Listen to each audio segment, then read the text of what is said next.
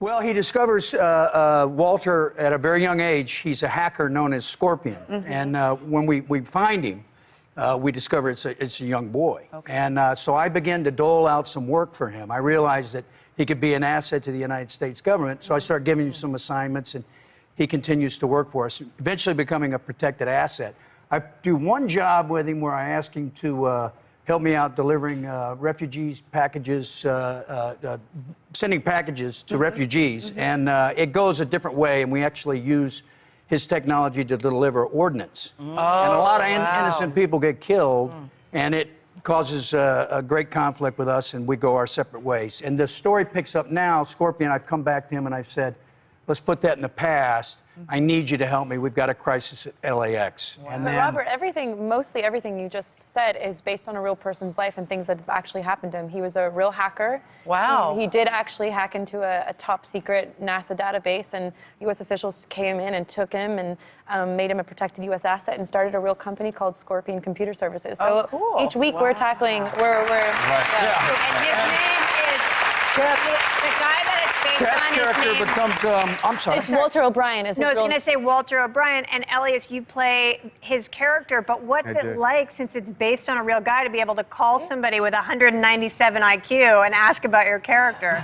It means that those conversations are worth a lot more than conversations that I'm having with normal friends. I kind of limit the amount of time that I spend on other people now that I have an outreach to Walter. Every time that I'm thinking about what is he going through, what is the reason why he's doing things in each scene, the exposition, talking about different pieces of software.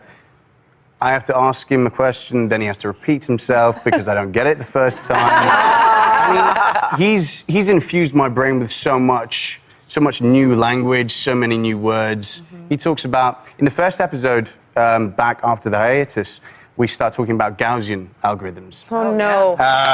Take a shot at home. Every time he says algorithm. I've been I said to incessant him, I about said, don't talking talk about algorithms. These whole 3 months, all I'm saying is algorithm and then another few again. words. But he gives me a little bit more understanding over sort of the information technology side of the world. Cool. Now, Elyes, in the show, your character, Walter, connects with Catherine's character, Paige, because you know how to connect to her son, who's gifted and like kind of an introvert. Right. Is this a setup for the two characters to have a romantic relationship? Ooh. You're both regulars on the show, come on. There's a little kitty here. There's always a little kitty there. And he needs a dad. He needs a father figure, come on. You won't find me hugging the kid out much, but I do definitely bestow sort of all the kind of information that I think that he's lacking. Because he kind of, the way that this, I suppose, the relationship is set up is that I realized something in his character that mirrors my childhood. First of all, you have a period where people, their talents go unnoticed or more so confused by normal people. So what happens when people have a huge amount of intelligence and lesser sort of emotional quotient, they're unable to articulate themselves. You see why he was cast as Walter O'Brien.